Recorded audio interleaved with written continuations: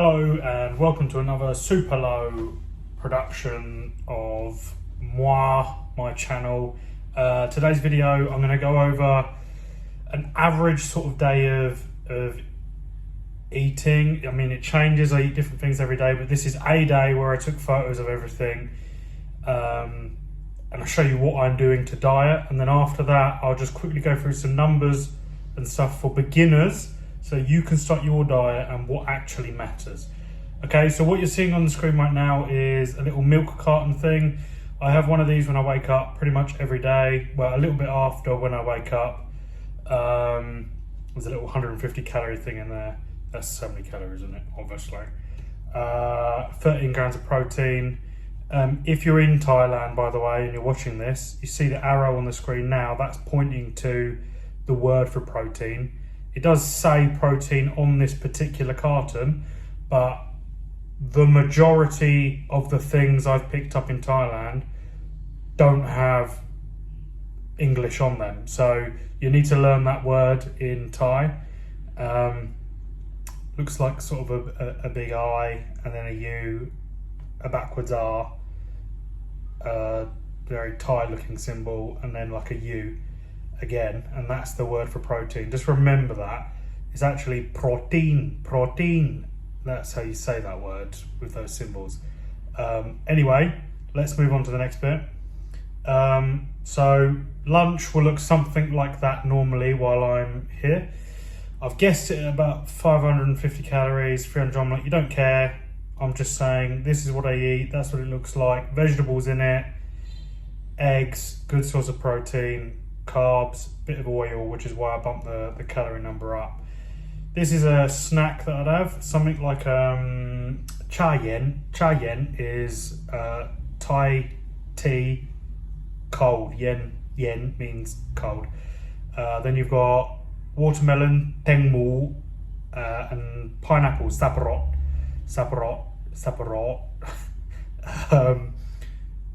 I'll eat this, various fruits, or this every day pretty much for micronutrients. It's healthy and it's another carb source for later on when I do my workouts. I've guessed to drink at 100 calories, watermelon 100 calories, pineapple 150 calories. Those numbers are probably slightly low, but we only care about ballpark guesses at the moment when you're a beginner dieting. Typically speaking, on workout days and heavier workout days where I do more, I might add carbs to my dinner, and this is after my training. But often at the moment, just because I've been feeling good, I've been feeling reasonable, I've been taking my carb source out of my dinner. So vegetables and chicken, I've said 350 calories. I think that's pretty accurate.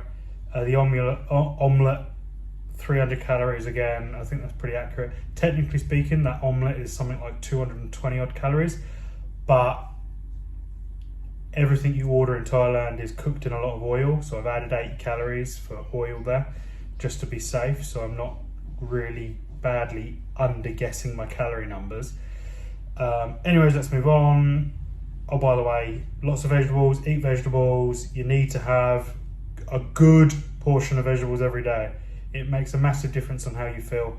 Like, my diets are super easy because when I'm dieting, I particularly focus on vegetables, and that perks you up and you feel good in your diets. Anyways, next, before I go to bed, typically speaking, 4 boiled eggs and a diet drink. Go swap all your drinks to diet drinks when you're dieting. Liquid calories are a killer, which is one of the reasons why lots of people who drink lots of alcohol struggle, because a typical pint of beer might have 400 calories in it. So that's something you have to allow for. If you want to go drinking at the weekends or whatever, you know, bear in mind a pint of beer is 400 calories or something. So you got to add these numbers into it. So soft drinks, turn them all diet, and you save hundreds and hundreds of calories a day, which you can spend on food, which will actually make you feel good. Anyways, more eggs, 4 eggs, bam, bam, bam. So there's a little, that was like a sort of an average day. I have 2 of those milk things. That's actually soy milk because it was cheap and high in protein. Sometimes I get milk cartons, depending on the prices. Sometimes they're extortionate, sometimes they're not. These are quite cheap for the quantity of protein in them, so that's why I bought them. So a little overview. Total estimated calories, 2,462, based on my guesses. Rough maintenance number, 3,200, 3,400. That's based on my experience of what I know my maintenance numbers are, based roughly on my weight and roughly when I know I'm maintaining a body weight and how many calories I'm eating. You'll work that out later, don't worry about that. Not important for a beginner. So you see that optimal protein there under the next one, probably in the wrong order, never mind, who cares. Optimal protein, the science, roughly 0.8 grams per pound of lean body mass. I'll go into that in a minute, don't worry about it. Anyways, the science says I need roughly 142 grams of protein. The minimum target of protein, and we're after minimums here, when you're working out your numbers and you're guessing especially, you need to ask yourself the question, what's the minimum number of protein in these foods? Because you don't want to guess 50% higher than what it actually is, and then you're nowhere consuming your protein target. And the protein target is really important. So you want to do minimum guesses. I've minimum guessed it at 143 grams of protein. That's based on each of those two main dishes there, I think, have a full chicken breast in each, which is 30 grams of protein. Medium chicken breast, 30 grams of protein. I think there is that in those dishes, but I said 20 just in case there isn't. So that's I've underguessed the protein content there. So I know that I'm above what science says I should be at. Wonderful, let's move on. Okay, so that's enough of what I've eaten. I could eat more vegetables in there, and I probably should. Bear that in mind when you're doing your own meals. I could reduce the oil content, but it's not the end of the world. One of the things about health and food, people try to make claims like, oh, this is how you should do it. The main unhealthy thing in life, by the data, is being fat and not exercising. I can't remember what, I read a study ages ago, it's something like 90% of your risk. So stop worrying about what you're eating when you're new to this and focus on losing weight so you're not fat and exercising consistently every week. Those two things alone, like, have you seen when you see like a really fat person who runs a marathon, and then when they do their blood works and everything, they're quite healthy because they're just one of those people who eats a lot of food but does loads of cardio as well, and they work out to be quite healthy. The number one thing you can do for reducing risk factors in health is exercise. Number two after that is not being fat. So don't worry about all the other stuff until you've worried about fixing this. Anyways, let's move on, talking too much. How do you do this yourself? How to get your numbers? Take your body weight, multiply it by your body weight in kilograms, times it by 24. That technically isn't accurate, but we don't care about being 100% specific. I want to keep this easy for you as a beginner. There is a proper equation for men and women that lands close to 24 times your body weight. So if you're a beginner, don't worry about overcomplicating things. Body weight in kg, times it by 24. For example, 75 kg person times by 24 is 1,800 calories. This is roughly how many calories you're going to burn every day just to exist, to be alive and not be dead. It's called your BMR. I don't want to go into that. I want to keep it simple. This is how many calories you burn a day just to exist. Next point, if you don't exercise, use this figure. I don't want you eating less than whatever this number turns out to be. Don't eat less than this. Because if you crash diet and you go on a 1,000 calorie a day diet, you're going to feel like hell and you are not going to stick to the diet. Don't do it. Everybody who does this, like these Weight Watcher diets where they're like, oh, have a 500 calories a day. Don't do it, because the statistics for Weight Watchers are terrible. It's something like 98% of people put on all the weight again. oh, I wonder why. You feel terrible because you're starving yourself. Don't do it. Whatever this number says, that's your baseline target. Next bit, if you're exercising 3 times a week, I want you to multiply this by 1.1, 10% increase. This would be 1,980 calories per day for this 75 kg person. Why do you need to eat slightly more? You're fueling workouts, you're damaging your body, you need to repair. That takes energy.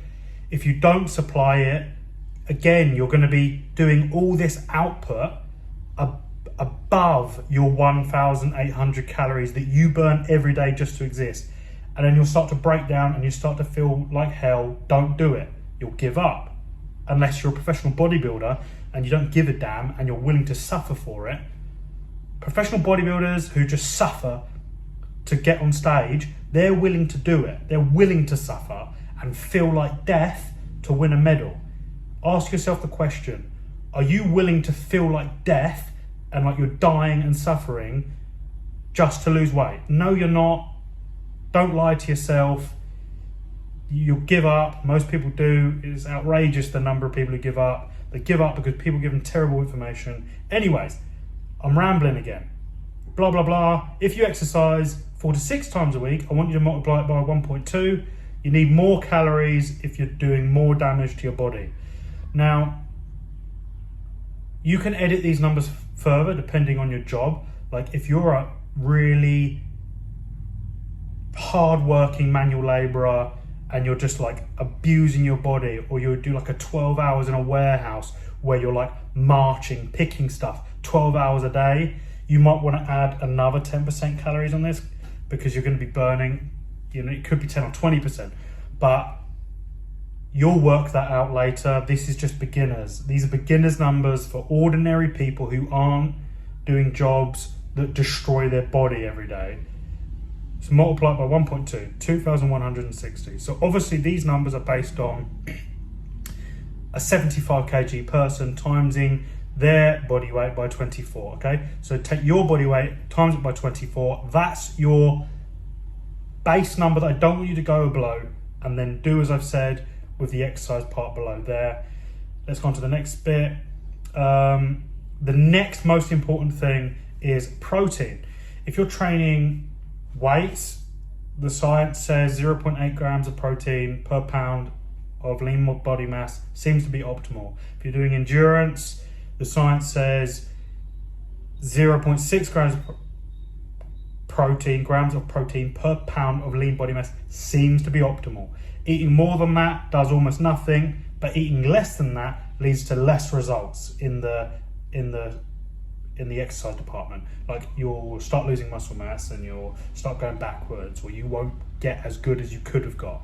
The older you get, you need to eat slightly more. I'd go slightly above this figure, 0.9, 1 gram. Lots of people recommend 1 gram per pound, and so do I, because it's very achievable, but it's not necessary for the progress. Especially when dieting, it's very nice to have as many calories as you can for carbs to feel good about yourself, because carbs make a massive difference. And by consuming higher carbs while dieting, you actually preserve more muscle mass anyways. So another reason why I don't advise doing the keto diet and stuff while severely dieting. There's been studies on that showing that you lose more muscle mass if you're not consuming carbs or dieting. It's not massive, don't worry about it, overthinking it. All these diets are faddy anyways. Balanced diets are the best way to go. Anyways, what does that mean to you? Lean body mass. How do you work out lean body mass? Whatever you weigh, whatever you think your body fat percentage is, how are you going to know? You're not going to know unless you've got calipers or somebody to do it. So you guess. How do you guess? You go on Google and there's loads of charts of people who are from different stages of ripped, like competition ready, ready to step on stage, all the way to like the whale ones where they're like 70% body fat, and it's, I'm not mocking fat people, let's stop that.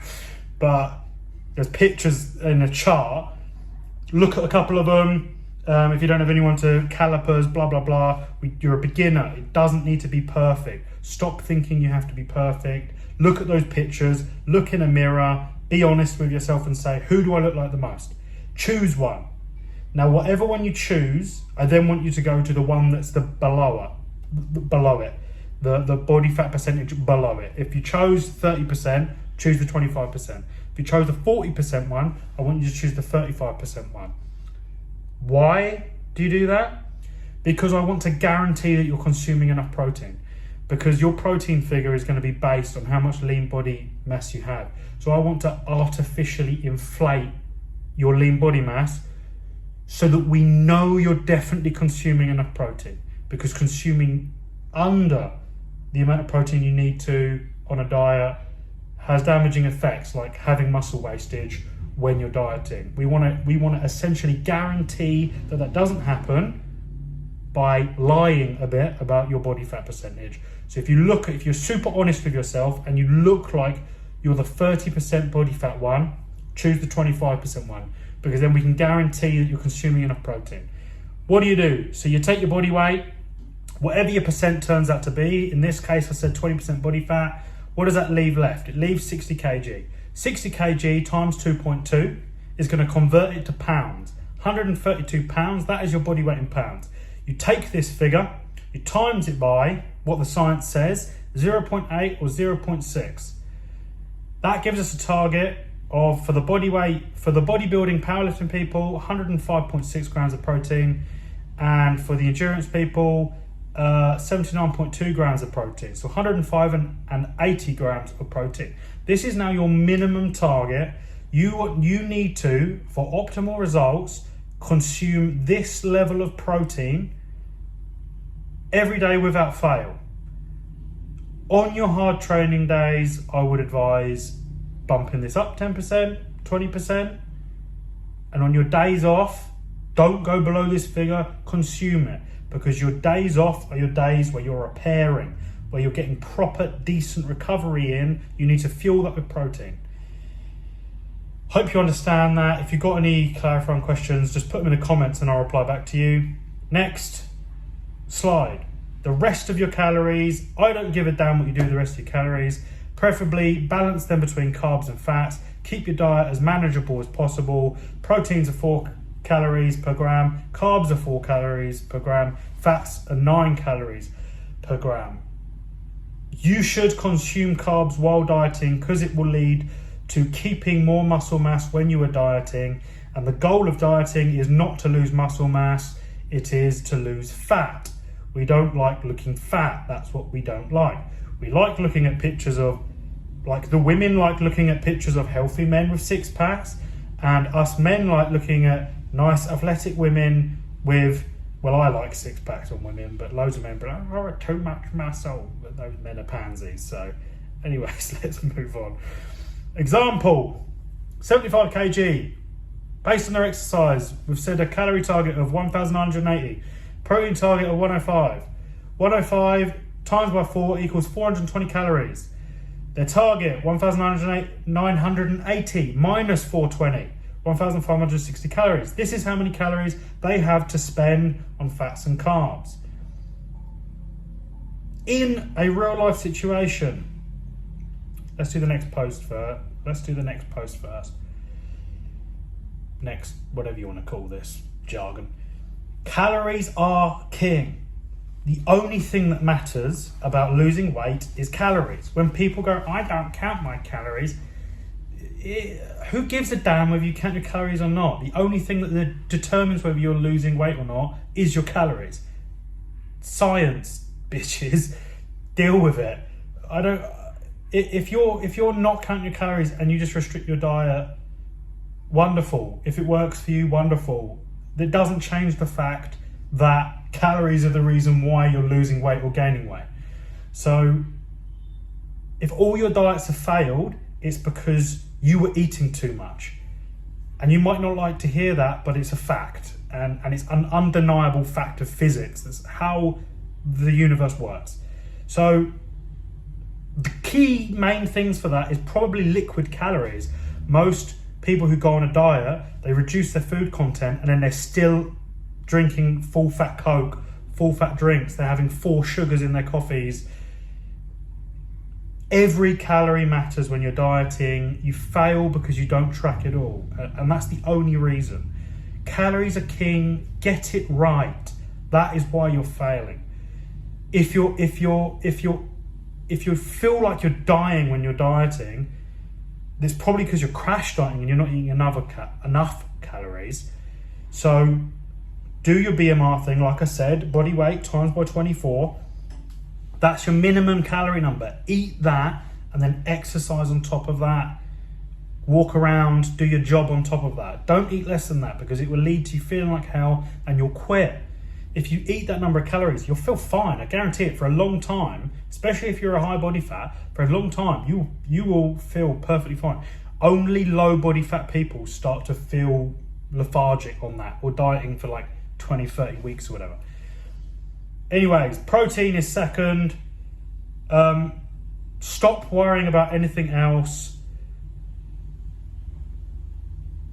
until you have that sorted. That is 90% of the equation right there. After that, you've got health, vegetables and, sorry, I just went cross-eyed then because a mosquito flew straight in front of me. After that, you've got health, vegetables, fruits, getting micronutrients. But that's too much for this video, and you need to stop worrying about those things until you have the 90% sorted out. Or you could call it the 80-20 rule. Everyone talks about the 80-20 rule. 80% of it is calories and protein. 80% of what you need to know is calories and protein. So get those numbers right and start your diet, and don't go lower than that figure and don't go excessively over. Just stick to that figure consistently for several months and you'll start going in the right direction. What was I about to say before that? Realistic ways of doing it. Realistic ways of doing it for beginners are buy packeted goods, packets that have calories on them.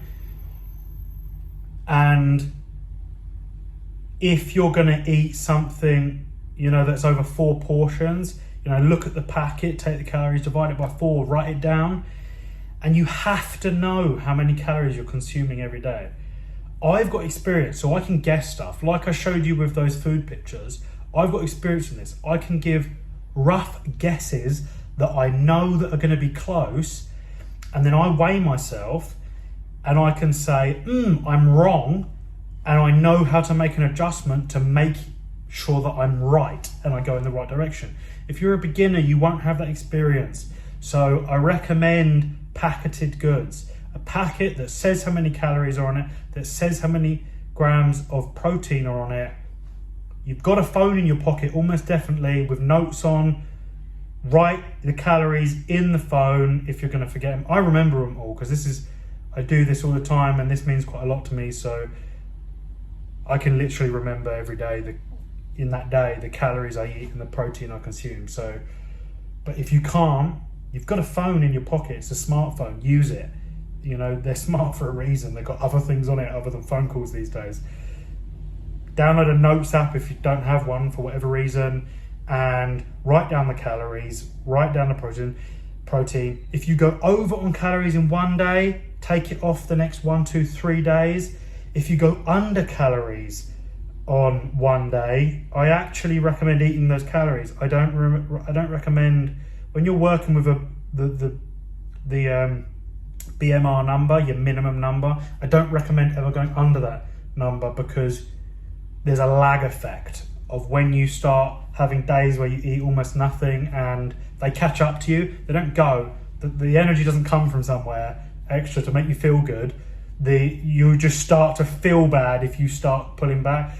So if you go 300 calories under on a day for whatever reason, I would recommend treating yourself, like saying, I've got 300 calories here. Bam, I wanted that donut. I've been good for a while. I want that donut. 300 calories is like 3 Mars bars.